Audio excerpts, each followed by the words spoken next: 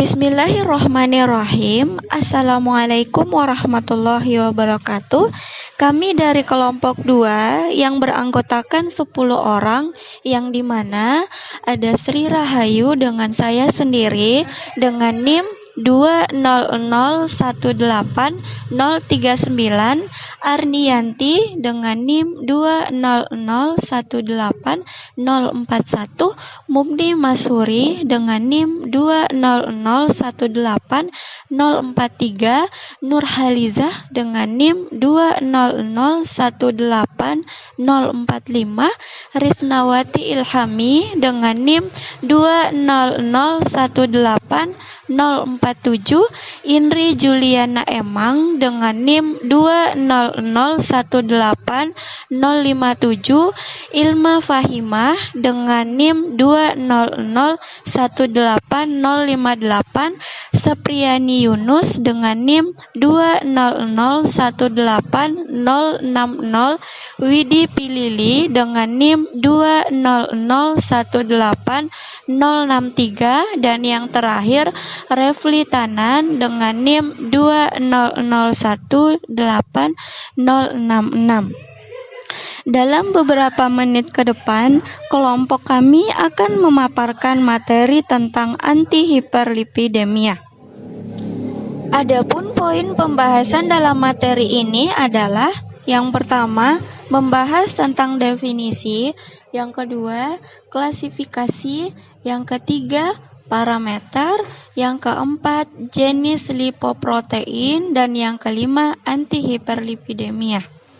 Pembahasan yang pertama adalah definisi, yang dimana hiperlipidemia adalah kondisi terjadinya peningkatan kolesterol dan trigliserid dalam darah. Hiperlipidemia dibedakan menjadi dua, yaitu hiperlipidemia primer dan hiperlipidemia sekunder, yang dimana hiperlipidemia primer merupakan hiperlipidemia yang terjadi akibat predisposisi genetika atau keturunan. Kemudian hiperlipidemia sekunder merupakan akibat penyakit lain, misalnya diabetes mellitus dan hipotiroidisme. Untuk pengertian dari antihiperlipidemia adalah obat yang ditunjukkan untuk masalah kenaikan lipid serum dengan beberapa strategi. Nama saya Arnianti dengan NIM 200181041. Di sini saya akan menjelaskan tentang klasifikasi hiperlipidemia. Klasifikasi hiperlipidemia terbagi menjadi hiperlipidemia tipe 1, tipe 2, tipe 3, tipe 4, dan tipe 5. Pada hiperlipidemia tipe 1 memperlihatkan hiperkilomikronemia pada waktu puasa yang disebabkan oleh defisiensi lipoprotein lipase yang dibutuhkan dalam metabolisme kilomikron, serta disebabkan pula oleh kekurangan apoprotein C2 yang diperlukan sebagai kofaktor untuk lipoprotein lipase. Trigliserida serum meningkat dengan jelas dengan rasio kolesterol dan trigliserida biasanya kurang dari 0,2:1. Selanjutnya, hiperlipidemia tipe 2. Pada hiperlipidemia tipe ini terbagi lagi menjadi dua tipe, yaitu tipe 2A dan tipe 2B, di mana tipe pembagiannya berdasarkan atas tingginya kadar trigliserida terhadap LDL kolesterol. Berikutnya hiperlipidemia tipe 3. Hiperlipidemia tipe ini dikenal juga dengan nama familial disbeta-lipoproteinemia. Hiperlipidemia tipe 3 ditandai dengan tingginya kadar kilomikron dan IDL atau intermediate density lipoprotein. Penimbunan IDL pada tipe ini disebabkan oleh blokade parsial dalam metabolisme VLDL menjadi LDL, peningkatan apoprotein B atau peningkatan kadar apoprotein E. Pada penderita ini, pengambilan sisa kilomikron dan sisa VLDL oleh hati dihambat dan menyebabkan terjadinya akumulasi di darah dan jaringan. Pada kelainan ini, kolesterol, serum, dan trigliserida meningkat, yaitu 350-800 mg/dl. Selanjutnya hiperlipidemia tipe 4. Tipe ini ditandai dengan terjadinya peningkatan VLDL dan trigliserida yang kemudian dikenal dengan hipertrigliseridemia. Mekanisme kelainan yang familiar tidak diketahui, tetapi tipe 4 yang didapat biasanya bersifat sekunder akibat penyakit lain, misalnya alkoholisme berat atau diet kaya karbohidrat, dan biasanya pada penderita kegemukan. Banyak dari penderita menunjukkan intoleransi glukosa dengan reaksi insulin berlebihan terhadap beban karbohidrat dan lebih dari 40% disertai hiperurisemia. Yang terakhir, hiperlipidemia tipe 5. Tipe ini memperlihatkan akumulasi VLDL kilomikron yang diikuti konsentrasi HDL yang rendah yang disebabkan oleh gangguan katabolisme trigliserida. Hiperlipidemia tipe ini memperlihatkan intoleransi terhadap karbohidrat dan lemak, xanthoma, serta hiperurisemia. Perkenalkan, saya Mukni Mashuri dengan NIM 20018043. Saya akan menjelaskan tentang nilai kolesterol dan nilai trigliserida pada keadaan normal. Pada tabel, pada kadar plasma memiliki kadar total dengan idealnya kurang dari 200 mmol. Pada kadar normal memiliki nilai 200 sampai 225 mmol. Pada nilai yang meningkat memiliki lebih dari 225 mmol. Dan pada nilai yang sangat meningkat memiliki nilai 250 mmol. Kadar plasma dengan kadar total yang kedua dengan nilai ideal kurang dari 195 mmol. Pada kadar normal memiliki nilai 195 sampai 250 mmol. Pada nilai yang meningkat sedang memiliki nilai lebih dari 250 mmol. Dan pada nilai yang sangat meningkat memiliki lebih dari 310 mmol. Pada kadar plasma trigliserida puasa memiliki nilai ideal kurang dari 200 mmol. Pada nilai normal memiliki nilai 200 sampai 240 mmol. Pada nilai meningkat sedang memiliki lebih dari 240 mmol. Dan pada nilai yang sangat meningkat memiliki lebih dari 1000 mmol. Pada kadar plasma puasa memiliki nilai ideal kurang dari 90 mmol. Pada keadaan normal memiliki nilai 90 sampai 180 mmol. Pada keadaan meningkat sedang memiliki nilai lebih dari 180 mmol. Dan pada keadaan sangat meningkat memiliki nilai 550 mmol. Pada kadar plasma LDL kolesterol memiliki nilai ideal kurang dari 130 mmol.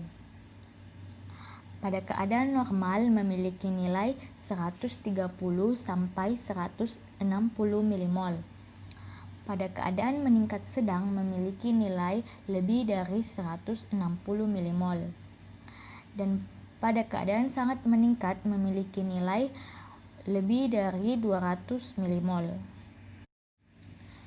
Pada kadar plasma LDL kolesterol yang kedua memiliki nilai ideal kurang dari 140 mmol.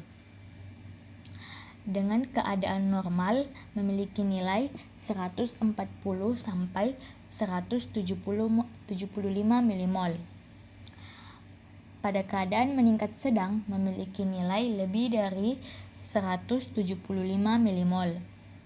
Dan pada keadaan yang sangat meningkat memiliki nilai lebih dari 220 mmol. Pada kadar plasma HDL kolesterol puasa memiliki nilai ideal lebih dari 60 milimol. Pada keadaan normal memiliki nilai 35 sampai 60 milimol. Pada keadaan meningkat sedang memiliki nilai kurang dari 35 milimol. Pada kadar plasma HDL kolesterol puasa yang kedua memiliki nilai ideal lebih dari 45 milimol. Pada keadaan normal memiliki nilai 35 sampai 75 milimol. Dengan nilai kolesterol total HDL dengan idealnya itu kurang dari 4,5 milimol. Adapun faktor perhitungan untuk kolesterol sama dengan 0,0259 dikali miligram persen. Adapun untuk trigliserida sama dengan 0,011 dikali miligram persen. Saya Nurhaliza dengan NIM 20018045. Saya akan menerangkan beberapa jenis lipoprotein. Pada umumnya dibagi dalam beberapa komponen. Yang pertama yaitu chylomicron yang dibentuk di dinding usus dari trigliserida dan kolesterol berasal dari makanan. Kemudian trigliserida ini dihidrolisis oleh lipoprotein lipase dan sisanya diekskresi oleh hati. Yang kedua yaitu VLDL atau Very Low Density Lipoprotein dari hati yang bersama chylomicron mengangkut sebagian besar trigliserida dan asam lemak bebas ke jaringan lemak otot dan lemak. Berat jenis VLDL rendah sekali. Yang ketiga yaitu Low Density Lipoprotein atau biasanya disingkat dengan LDL mengangkut sebagian besar kolesterol darah dari hati yang memiliki reseptor-reseptor LDL ke jaringan. Proses penarikan LDL dari plasma melalui reseptor-reseptor ini merupakan mekanisme utama dalam mengendalikan level LDL. Dalam hal tersebut, oksi LDL yakni kolesterol yang telah dioksidasi oleh radikal bebas dapat mengendap pada dinding pembuluh dan mengakibatkan aterosklerosis. Yang keempat yaitu HDL atau High Density Lipoprotein, mengangkut kelebihan kolesterol yang tidak dapat digunakan oleh jaringan perifer kembali ke hati untuk diubah menjadi asam empedu dengan bantuan enzim lecitin kolesterol asid transferase. Oksi LDL yang telah terendap pada dinding pembuluh dan diangkat pula ke hati. HDL memiliki berat jenis tertinggi. Nama saya Risnawati Ilhami dengan NIM 2008047. Di sini saya akan menjelaskan tentang golongan anti-hiperlipidemia. Sebelum saya membahas tentang terapi farmakologi dari hiperlipidemia, saya akan membahas terapi non-farmakologi hiperlipidemia. Terapi non-farmakologi hiperlipidemia dapat berupa pengaturan diet, di mana prinsip utama pengobatan hiperlipidemia ialah mengatur diet dan mengurangi kadar lipid plasma. Terapi non-farmakologi yang kedua yaitu menghilangkan faktor risiko. Bila seseorang dengan hiperlipidemia dan dipacu oleh beberapa penyakit lain seperti diabetes mellitus, pecandu alkohol, atau hipotiroidisme, maka penyakit tersebut perlu diobati. Kemudian, terapi farmakologi hiperlipidemia. Terapi farmakologi hiperlipidemia ditunjukkan bagi pasien dengan riwayat aterosklerosis, yaitu menumpuknya lemak, kolesterol, dan zat lain di dalam dinding arteri.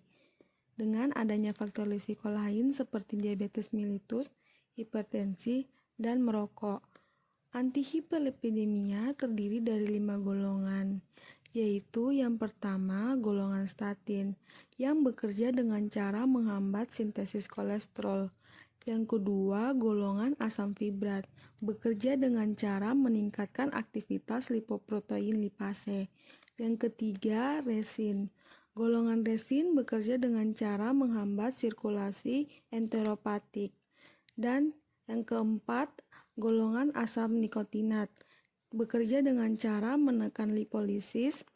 Dan yang terakhir, golongan probukol bekerja dengan cara mencegah oksidasi LDL. Saya atas nama Indri Juliana Emang, NIM 200180057. Saya akan membawakan tentang penghambat HMG KOA reduktase atau statin, yang dimana mekanisme kerjanya yaitu menghambat sintesis kolesterol dalam hati dengan menghambat enzim HMG CoA reduktase. Adapun jenis obat yaitu seperti simvastatin, fluvastatin, dan atorvastatin. Obat golongan ini merupakan inhibitor kompetitif 3-hidroksi 3-metilglutaryl KoA reduktase atau HMG KoA reduktase yang merupakan enzim yang mengatalisis perubahan HMG KoA menjadi mevalonat dalam biosintesis kolesterol. Adapun indikasi statin yaitu terapi tambahan pada diet untuk menurunkan kolesterol pada hiperkolesteremia primer atau dislipidemia campuran. Adapun terdapat kontraindikasi penggunaan statin yaitu pasien dengan penyakit hati yang aktif, kehamilan, karena itu diperlukan kontrasepsi yang memadai selama pengobatan dan selama 1 bulan setelahnya, menyusui dan hipersensitif. Adapun peringatan yaitu statin harus digunakan hati-hati pada pasien dengan riwayat penyakit hati atau peminum alkohol, hipotiroidisme, harus diastasi secara memadai sebelum memulai pengobatan dengan statin. Fungsi hati harus diukur sebelum dan selang 1-3 bulan sejak dimulainya pengobatan dan setelah pengobatan dengan selang 6 bulan sampai 1 tahun, kecuali jika diindikasikan segera adanya gejala hepatotoksisitas. Obat ini harus dihentikan bila transminase serum meningkat hingga dan tertahan pada 3 kali batas atas nilai normal. Adapun efek samping yaitu miotisis yang bersifat sementara, sakit kepala, perubahan fungsi ginjal, dan efek saluran cerna seperti nyeri lambung, mual, dan muntah, perubahan fungsi hati, parestesia, dan efek pada saluran cerna meliputi abdomen, flatulence, kontraptipasi, diare, ruam kulit, dan reaksi hipersensitivitas. Saya Ilma Fahimah dengan NIM 20018058. Saya akan melanjutkan golongan selanjutnya yaitu turunan asam fibrat, di mana obat-obat golongan ini bekerja dengan meningkatkan aktivitas enzim lipoprotein lipase sehingga meningkatkan lipolisis trigliserida. Akibatnya terjadi penurunan kadar trigliserida dalam darah. Jenis obat yaitu fenofibrat dan gemfiprozil.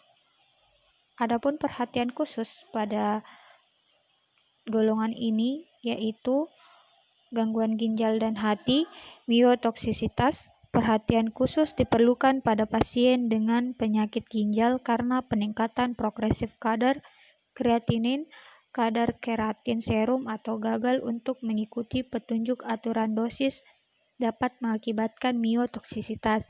Efek samping pada golongan ini yaitu gangguan saluran cerna yang meliputi mual, anoreksia, dan nyeri lambung, terjadinya ruam kulit, juga sakit kepala, pusing, vertigo, letih, dan rambut rontok.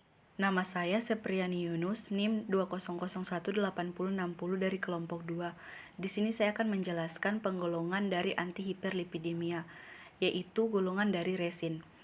Asam empedu merupakan metabolit kolesterol yang dalam keadaan normal direabsorpsi dalam jejunum dan ileum dengan efisiensi sekitar 95%. Pemberian resin akan meningkatkan ekskresinya hingga 10 kali.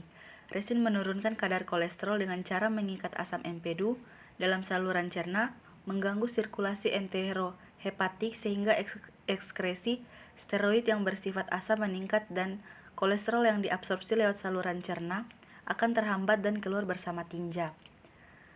Adapun jenis obat dari resin yaitu kolestiramin dan efek sampingnya yaitu mual, muntah, dan konstipasi. Nama saya Widi Rukiah Pilili dengan NIM 20018063. Di sini saya akan menjelaskan mengenai mekanisme kerja dari asam nikotinat. Mekanisme kerjanya yaitu meningkatkan kecepatan katabolisme fraksi LDL pada pasien hiperkolesterolemia familiar heterozigot dan homozigot lewat jalur non-reseptor. Sedangkan efek sampingnya adalah gangguan gastrointestinal, eosinofilia, parastesia, dan edema angioneurotik. Nama saya Refli Tanan, NIM 20018066. Di sini saya akan menjelaskan mengenai golongan antihiperlipidemia yang kelima, yaitu Probukol. Mekanisme dari Probukol sendiri yaitu mempengaruhi penghambatan sekresi VLDL sehingga menurunkan produksi LDL.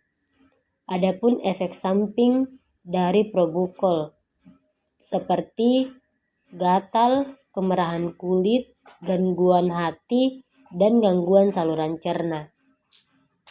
Adapun referensi yang kami gunakan, kita bisa lihat di slide.